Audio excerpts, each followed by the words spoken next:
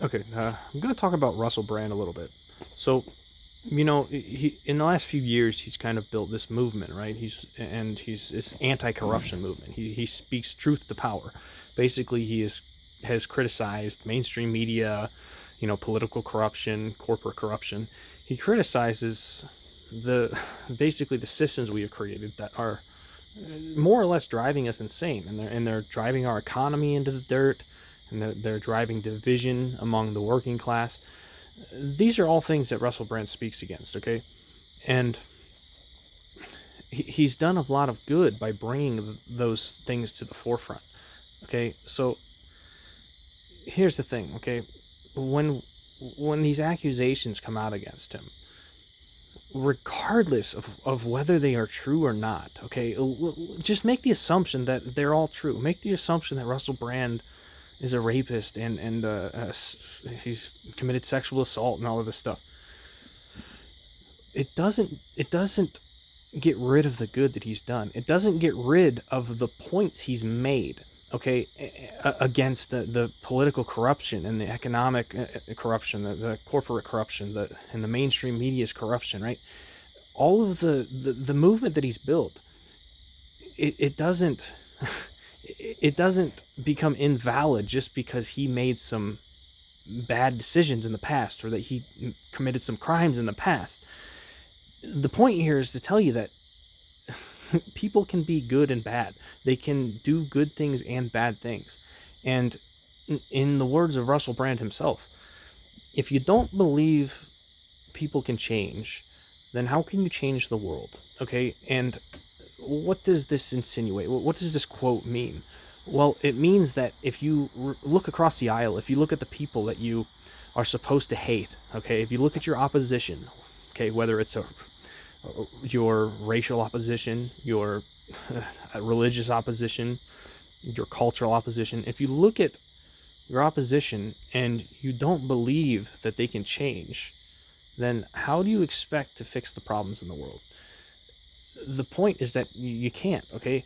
You have to you have to ultimately be willing to accept people's mistakes and accept that they can become better people.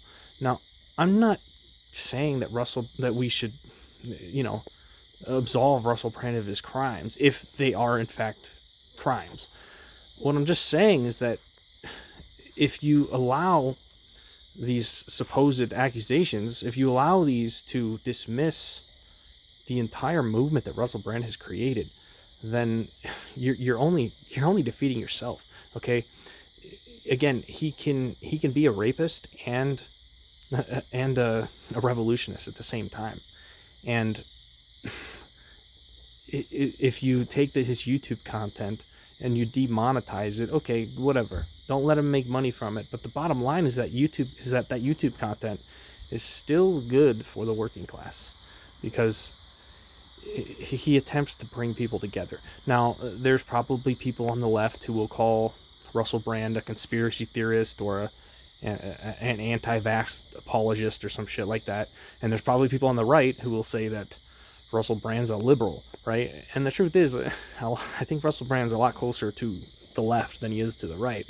But he speaks truth to power, and he tries to diminish the division between the left and right. He tries to create class solidarity. He tries to raise class consciousness. And I mean that's something I talk about all the time, is class consciousness. The bottom line is that he has built a lot of class consciousness, and if you allow these accusations to diminish the class consciousness that he has built, then I mean you're just beating up your own team. Okay, again, Glenn Greenwald had a good take on this, and I'll link that video in the description. He talks about these accusations against Russell Brand, and I pretty much agree with him across the board.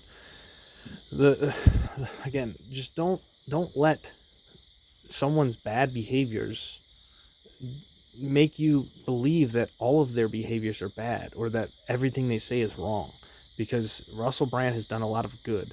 And maybe you disagree with me on that, and maybe you're one of those liberals or one of those conservatives that I pointed out earlier who look at Russell Brand as a threat perhaps. But he really is a force for good, if you ask me. He speaks truth to power, and he does it in a way that is not too abrasive. Can he has the intelligence to debate these these mainstream media talking heads that are not very intelligent, right? Russell Brand speaks pretty eloquently, and we need somebody like that. Now, say Russell Brand gets say he is guilty and he gets put in prison or whatever may happen. We need someone to step up and take his place. And the thing about, he's a comedian, right? The thing about comedians is that they make a living by criticizing hypocrisy, basically, right? They point out hypocritical behaviors in society and laugh at them, and they also perhaps make fun of themselves a little bit. The point is that we do need somebody like Russell Brand to lead a movement, and the reason for that is because I think people look for idols. They look for leaders, and the leaders organize, the people under them. It's not to say we should idolize them like a god. We shouldn't worship these people, but it does help to have a leader. And recently, Russell Brand has been that leader in this progressive movement that we need. Okay, I mean, before him we had Bernie Sanders, right? But Bernie Sanders is getting old, and he's not exactly he's not as aggressive as maybe he needs to be. There's other people out there too, but and I'm not going to name any other names. I don't like to name names very often. I don't like to address people really at all. I don't like to address individuals directly at all, because I don't, especially when you're criticizing them.